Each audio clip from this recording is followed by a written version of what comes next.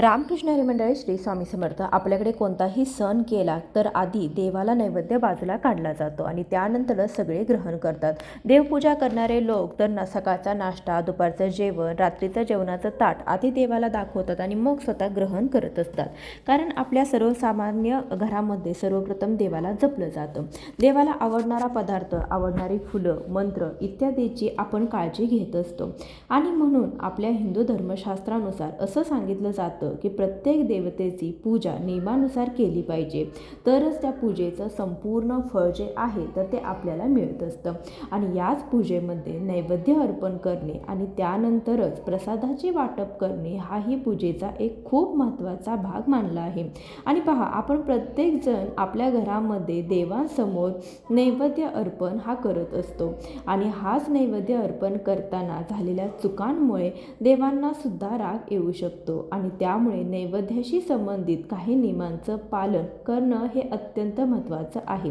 आज या व्हिडिओमध्ये मी तुम्हाला जी माहिती सांगणार आहे तर तीही माहिती फक्त माहिती नाही, तर तुमच्या घरातील पूजा देव स्वीकारतात की नाही, तुम्ही जी काही पूजा करत आहात, जी काही सेवा करत आहात त्याच्यावर देव प्रसन्न होतात की नाही. आणि यामध्ये सर्वात महत्त्वाची गोष्ट म्हणजे आपण देवासमोर नैवेद्य ठेवत असतो आणि ज्या नैवेद्यामध्ये देवासमोर साखर किंवा नैवेद्य ठेवला जातो ज्या घरामध्ये, त्या घरातील स्त्री आणि पुरुषांसोबत काय घडत असतं हे ऐकून तुम्ही थक्क व्हाल. आणि जर तुम्ही देवासमोर नैवेद्य ठेवत असाल तर तो नैवेद्य ठेवताना ही एक चूक जर तुमच्याकडून झाली तर तुमचं संपूर्ण घर जे आहे तर ते बर्बाद होऊ शकतं. घरामध्ये संकटे, अडचणींचा, दुःखांचा डोंगर सुद्धा येऊ शकतो. आणि म्हणूनच बऱ्याच वेळा आपण म्हणत असतो की मी देवांची पूजा करतो, सेवा करतो, उपासना करतो, तरीही देव माझ्यावरती प्रसन्न का होत नाहीत. तर आपल्या हातून अशा काही छोट्या मोठ्या चुका ज्या आहेत तर त्या होत असतात आणि म्हणून देवी देवतांचा आशीर्वाद हा आपल्याला प्राप्त होत नाही. आणि म्हणून आजच्या व्हिडिओमध्ये मी तुम्हाला अतिशय महत्त्वाची माहिती सांगणार आहे, त्यामुळे तुम्ही हा व्हिडिओ स्किप न करता शेवटपर्यंत नक्की पहा.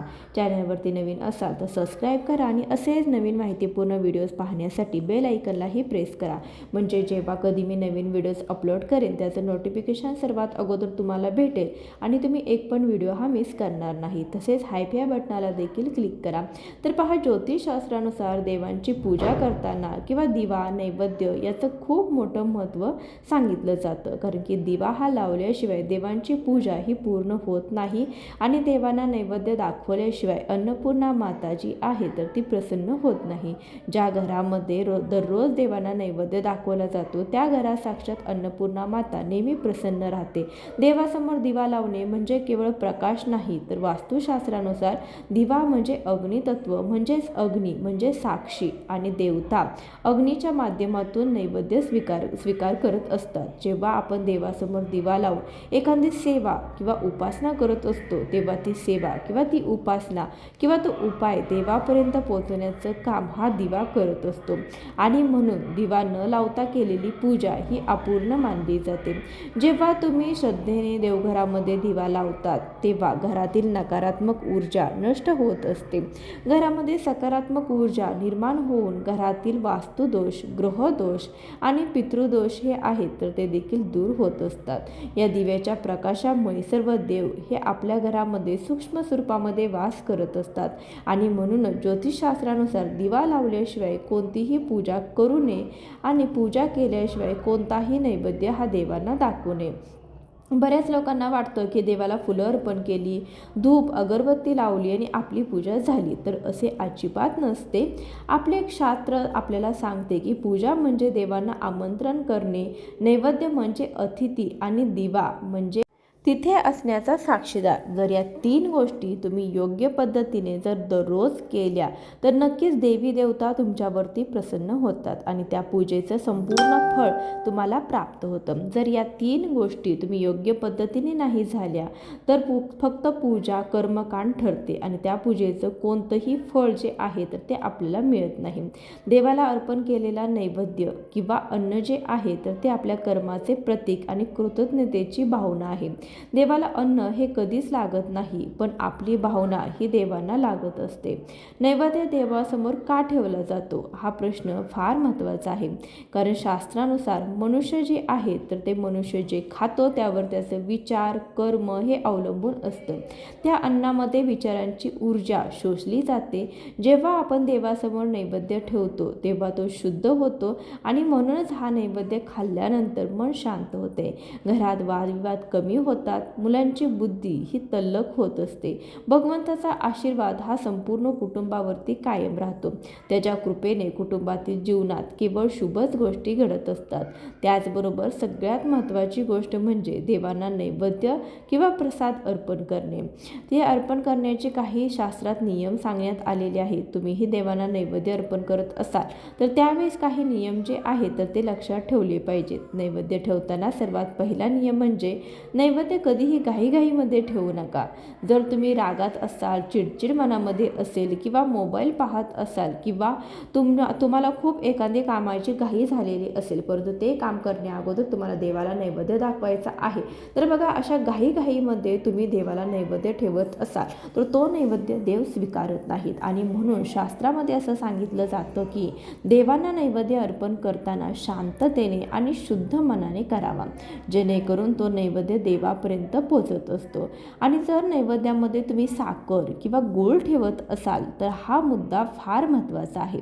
साखर याचा अर्थ गोड, मधुरता आणि संबंधामध्ये प्रेम, घरातील कटुता कमी करणे. आणि जेव्हा तुम्ही देवासमोर साखर हा नैवेद्य म्हणून ठेवता तेव्हा घरातील कुटुंबामध्ये गोडवा वाढतो. नवरा बायकोतील ताणतणाव कमी होतात.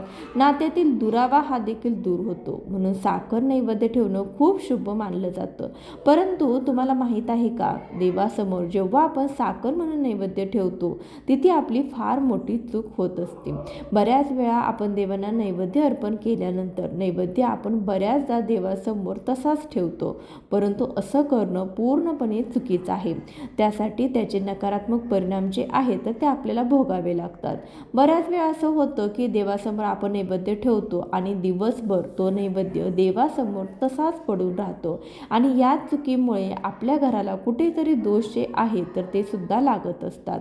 आणि म्हणून पूजा तुमची आटोपल्यानंतर ताबडतोब परमेश्वराला नैवेद्य अर्पण करावा आणि अर्पण केलेला नैवेद्य थोड्या वेळात आपण आपल्या कुटुंबातील सदस्यांसोबत ग्रहण करावा.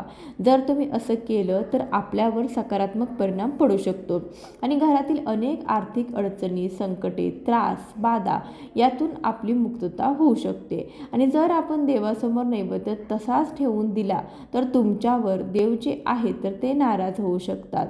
कारण असं मानलं जातं की तुम्ही देवांना अर्पण केलेला नैवेद्य तसाच जर देवांसमोर ठेवत असाल तर विश्वश्रेम, चंडेश्वर, चंडनशू आणि चांडाली या नकारात्मक शक्ती आपल्या घरामध्ये वाढू शकतात. त्यानंतर सगळ्यात महत्त्वाची गोष्ट ती म्हणजे नैवेद्य हा कधी देवांना दाखवावा. तर नैवेद्य सकाळी सूर्योदयाच्या आधी किंवा नंतर दुपारी 12च्या आत देवांना नैवेद्य दाखवावा. संध्याकाळी तुम्ही 9च्या अगोदर देवांना नैवेद्य जो आहे तर तो दाखवू शकतात असा आपल्या शास्त्रामध्ये उल्लेख केला आहे.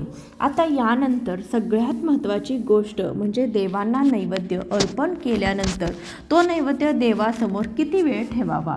तर पहा, देवांना नैवेद्य अर्पण केल्यानंतर तो लगेच आपल्याला उचलायचा नसतो किंवा तो तासनतास तसाच देवासमोर सुद्धा ठेवायचा नसतो. कमीत कमी 5 ते 10 मिनिटे हा नैवेद्य जो आहे तर तो देवासमोर ठेवायचा असतो आणि लगेचच ते ताट तुम्हाला उचलून घरातील प्रत्येक व्यक्तीने प्रसाद म्हणून थोडं थोडं ग्रहण करायचं असतं. तुम्ही साखर ठेवली असेल तर ती साखरसुद्धा घरातील प्रत्येक व्यक्तीने प्रसाद म्हणून खायची आहे. तुम्ही साखरेच्या डब्यामध्ये ती साखर मिक्स देखील करू शकता. जेव्हा तुम्ही साखर नैवेद्य म्हणून देवासमोर ठेवता तेव्हा तुमच्याकडून कळत नकळत एक चूक होत असते.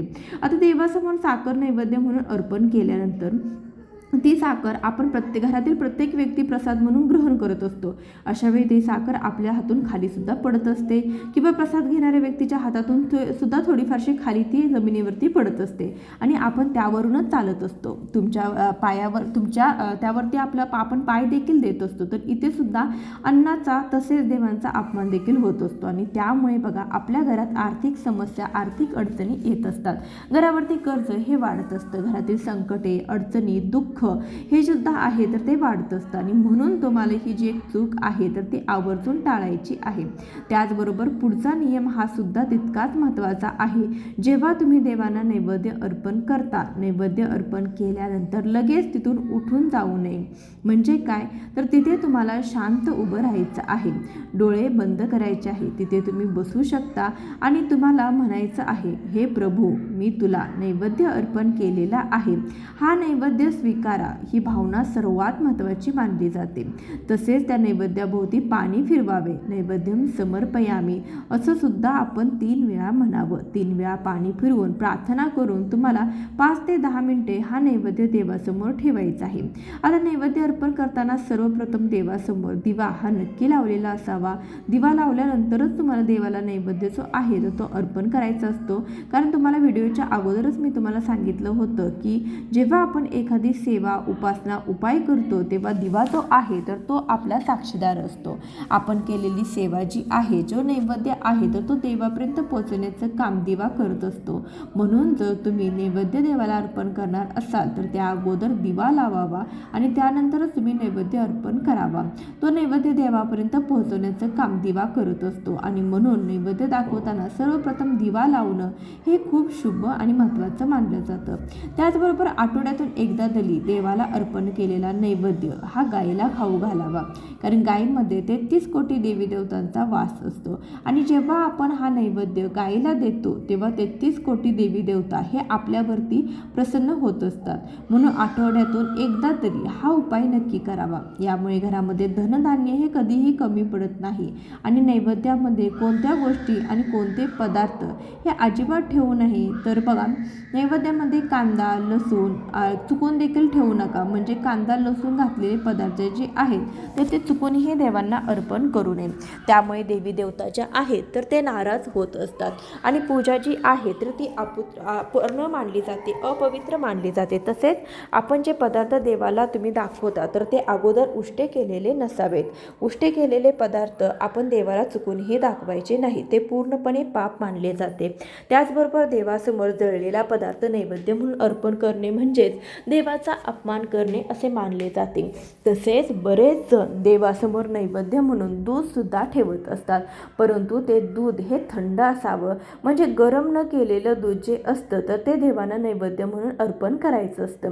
आणि तसेच जर तुम्ही फळे नैवेद्य म्हणून अर्पण करत असाल तर ती फळे सुद्धा स्वच्छ धुतलेली असावी. कुठेही खराब झालेली, काळी पडलेली फळे जी आहेत तर ती देवांना नैवेद्य म्हणून अर्पण करू नये. यामुळे घरामध्ये अनेक समस्या ज्या आहेत तर त्या उद्भवत असतात. आपल्या घराला दोष जे आहे तर ते सुद्धा लागत असतात. त्याचबरोबर देवांना नैवेद्य अर्पण करताना नैवेद्याचं ताट हे उंच ठेवावे. कारण देवी देवता अन्न ग्रहण करताना पाठ ठेवायचा असतो. तर म्हणून आपल्याला नैवेद्याखाली पाठ जो आहे तर तो ठेवायचा आहे. बरेच जण जमिनीवरतीच नैवेद्य जो आहे तो ते देवांसाठी तसाच ठेवत असतात, परंतु हे सुद्धा पूर्णपणे चुकीचं आहे. म्हणून चुकूनही जमिनीवरती देवांसाठी नैवेद्य ठेवू नका असा उल्लेख सुद्धा आपल्या शास्त्रामध्ये केला गेला आहे. आणि सगळ्यात महत्त्वाचं म्हणजे नैवेद्य अर्पण करत असताना त्यावेळी आपण त्या नैवेद्यावरती तुळशीपत्र हे ठेवत असतो. पण पहा, काही देवांना तुळशीपत्र म्हणजे तुळशीची पानं हे चालत नाहीत. ज्यामध्ये भगवान श्री गणेश असतील किंवा भगवान श्री महादेव असतील त्यांना तुळशीपत्र हे अजिबात चालत नाही. आणि म्हणून तुम्हाला 2 नैवेद्य ठेवायचे आहेत. एका नैवेद्यावरती तुम्हाला तुळशीचं पान ठेवायचं आहे आणि दुसऱ्या नैवेद्यावरती तुम्हाला काहीही ठेवायचं नाही, जेणेकरून सर्व देवी देवतांपर्यंत तो नैवेद्य जो आहे तर तो पोचेल. यानंतरचा शेवटचा नियम हा सुद्धा महत्त्वाचा मानला जातो. जर घरातील स्त्रियांना मासिक धर्म असेल तर अशा वेळी देवांना नैवेद्य हा चुकून देखील अर्पण करू नये. जर तुमच्या घरामध्ये स्त्रियांना मासिक धर्म असेल तेवढं पावित्र्य हे तुम्हाला घरामध्ये राखायचं आहे. राखलं जात असेल तरच अशा वेळी तुम्ही नैवेद्य जो आहे तर तो अर्पण करू शकता. तुमच्या घरामध्ये तितकं पावित्र्य हे राखलं जात नसेल तर या दिवसामध्ये चुकूनही देवाला देवाला नैवेद्य अर्पण करू नका. बरेच लोक म्हणतात की आमच्या घरात सतत अडचणी संकटे येत असतात, तर महत्त्वाची कामं पूर्ण होत नाहीत, घरात पैसा येतो परंतु तो टिकत नाही किंवा घरात पैसे येण्याचे सर्व मार्ग हे बंद झालेले आहेत. अशा वेळी घरातील पितृ जे आहे तर ते अशांत सुद्धा असू शकतात. जेव्हा घरात देवाला नैवेद्य हा अर्पण केला जात नाही किंवा तो व्यवस्थित नीट अर्पण केला जात नाही, अशा वेळी अन्नाचा अपमान होतो. उष्ट अन्न घरातून जास्त प्रमाणामध्ये फेकलं जात असेल तेव्हा सुद्धा पितृ जे आहे तर ते अप्रसन्न होतात आणि त्यामुळे घराला पितृदोष जो आहे तर तो लागत असतो. त्यामुळे आपण पितृदोष शांत करण्यासाठी तुम्हाला रोजच्या पूजेमध्ये नैवेद्य उचलल्यानंतर थोडासा भाग कावळ्यासाठी किंवा पक्ष्यासाठी ठेवायचा आहे. हे करताना सुद्धा मनामध्ये ओम पितृदेवताय नमः हा मंत्र तुम्हाला नैवेद्य जो आहे तर तो म्हणत ठेवायचा आहे. त्याचबरोबर या व्हिडिओच्या शेवटी मी तुम्हाला एक अतिशय प्रभावी असा हा उपाय सांगणार आहे. हा उपाय आपल्या घरातील गरिबी, दरिद्रता, पैशाच्या आर्थिक अडचणी दूर होण्यासाठी करायचा आहे. हा उपाय केल्याने कर्जमुक्तीसुद्धा होत असते. तर हा उपाय तुम्हाला शुक्रवारी करायचा आहे. महिन्यातील कोणत्याही शुक्रवारी तुम्ही हा उपाय जर आहे तर तो करू शकता. तर तो तुम्हाला सायंकाळी सूर्यास्तानंतर देवी लक्ष्मी समोर एका वाटीमध्ये थोडेसे तांदूळ ठेवायचे आहेत. हे तांदूळ अखंड असावे, कुठेही तुटलेले फुटलेले तांदूळ घेऊ नये. अखंड तांदूळ तुम्हाला एका वाटीमध्ये घ्यायचे आहेत. त्यानंतर एका वाटीमध्ये तुम्हाला थोडीशी साखर घ्यायची आहे आणि ज्या वाटीमध्ये तुम्ही तांदूळ घेतलेले आहे तर त्या तांदळावरती तुम्हाला 1 रुपयाचं नाणं जे आहे तर ते ठेवायचं आहे आणि दोन्ही वाट्या तुम्हाला माता लक्ष्मी समोर ठेवायच्या आहेत, देवघरामध्ये ठेवायच्या आहेत आणि माता लक्ष्मीचंच नामस्मरण करायचं आहे आणि म्हणायचं आहे की हे माता लक्ष्मी, हे देवराणी, आमच्या घरातील अन्नधान्य आणि समाधान वाढावं तुझ्या कृपेने, घरातील गरिबी दरिद्रता ही निघून जावी अशी मनोभावे प्रार्थना करायची आहे. आणि त्यानंतर तुम्हाला रात्री झोपण्यापूर्वी काय करायचं आहे तर ती साखर उचलून घ्यायची आहे, साखरेच्या डब्यामध्ये टाकून द्यायचे आहे. जे तांदूळ जे आहे तर ते तांदळाच्या डब्यामध्ये टाकायचे आहेत. 1 रुपयाचं नाणं तुमच्या पर्समध्ये ठेवायचं आहे. हा उपाय जर तुम्ही केला तर तुमच्या घरातील सर्व पैशाच्या संबंधित अडचणी ज्या आहेत तर त्या नक्कीच दूर होतील. देवी लक्ष्मीचा आशीर्वाद देखील आपल्याला प्राप्त होईल. तर ही अत्यंत महत्त्वाची माहिती तुमच्यापर्यंत पोहोचवण्याचं काम केलेलं आहे. व्हिडिओ तुम्हाला कसा वाटला कमेंटद्वारे आवर्जून सांगा. चॅनलवरती नवीन असाल तर नक्की सबस्क्राईब करा. व्हिडिओ जास्तीत जास्त लोकांपर्यंत शेअर करा. कमेंटमध्ये श्री स्वामी समर्थ किंवा जय माता लक्ष्मी लिहायला विसरू नका. तसेच तुम्ही हा व्हिडिओ कोणत्या भागातून पाहत असाल ते देखील नोंदवा. भेटूया अशाच एखाद्या व्हिडिओसोबत. तोपर्यंत खूप खूप धन्यवाद. श्री स्वामी समर्थ. राम कृष्ण हरी. जय माता लक्ष्मी.